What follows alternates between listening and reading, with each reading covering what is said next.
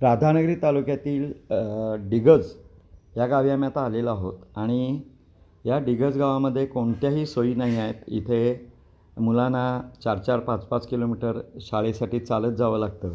तर अशा या शाळेमधली एक ऋतुजा कोकरे या नावाची मुलगी ही प्राथमिक शाळेमध्ये या गावात शिकलेल्या असून सुद्धा ती मुंबईत आता एक इंजिनिअरिंगमध्ये शिकत आहे. या मुलीच्या आजोबांनी बाबू कोकरे यांनी या गावामध्ये राहून शेती करून आणि काबाड कष्ट करून त्यांच्या मुलाला शिकवले.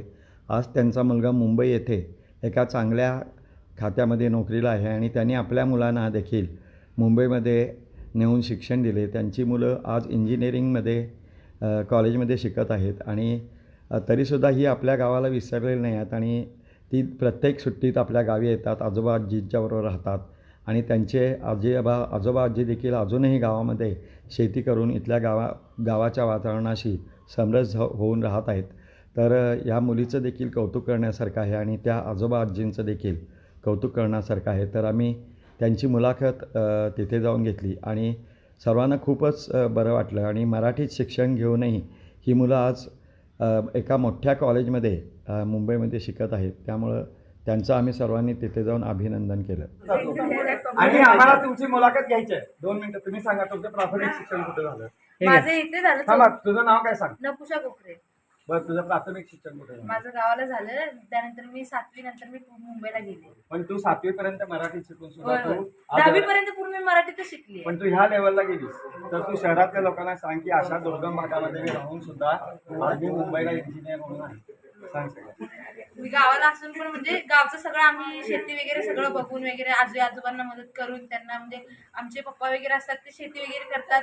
हे आहेत आमचे आजोबा, ते शेती वगैरे करतात. पूर्ण म्हणजे खूप मोठी शेती होती करायचे. त्यानंतर आता त्यांना झेपत नाही, मग त्यामुळे काका पप्पा म्हणजे सगळे मिळून शेती वगैरे करतात. आता या 2 वर्षामध्ये घर बांधले आम्ही.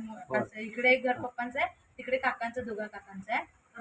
तर म्हणजे आता आम्ही मुंबईला राहतो. पहिला आम्ही म्हणजे इकडेच राहत होतो. तेव्हा शिक्षणाची एवढी सोय नसायची, गाड्यांची सोय नसायची. पप्पा तिकडे राहिले, काम वगैरे केलं. होय होय. मग आम्ही ह्या मुलं भिजू नये म्हणून आम्ही आज रेनकोट वाटायला आलो होतो. अशी मुलं शाळेला भिजत जातात. माझी बहीण म्हणजे ती इथेच होती. ती आता अकॅडमीला गेली आहे, म्हणजे पोलीस अकॅडमी जॉईन केली आहे. आणि तुला सांगायचं विशेष म्हणजे आम्ही मुद्दाम शहरातून का आलोय, आम्हाला ग्रामीण भागाचा अभ्यास करण्यासाठी.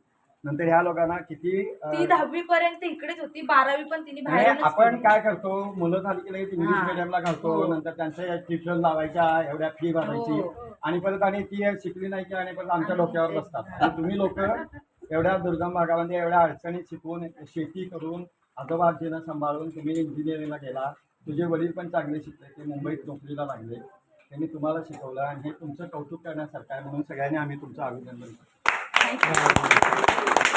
आणि तुम्ही असंच शिका आणि तुम्ही लोकांना सांगा शिक्षण इंजिनियर आहे माझा भाऊ. तुम्ही लोकांना सांगा की शिक्षण मुंबईलाच असतो आम्ही, चेंबूरमध्ये. मुलांना मराठीतच शाळेत घाला. मराठी शिक्षण घालू नका. इंग्लिश यायला पाहिजे पण मराठी शिक्षण. माझा मुलगा 10वी पर्यंत मराठी मीडियम शिकलाय, पण सिंगापूरला तुम्ही 2 वस्तीला राहायचं कधी ते ठरवा.